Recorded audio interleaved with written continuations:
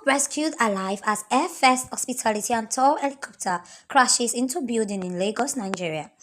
There was panic in the Keja area of Lagos State on Tuesday as the helicopter crashed into a building and burst into flames. The incident occurred opposite AP Force Station, close to a branch of the United Bank for Africa in the Oba Accra area of the state capital.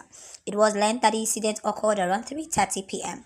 According to the National Emergency Management Agency, the aircraft belongs to the Air First Hospitality and Tour Limited with registration number 5NCCQ. There were only two people on board. The control tower confirmed that there were only two people on board, not four. Ibrahim Fariloye of NEMA said.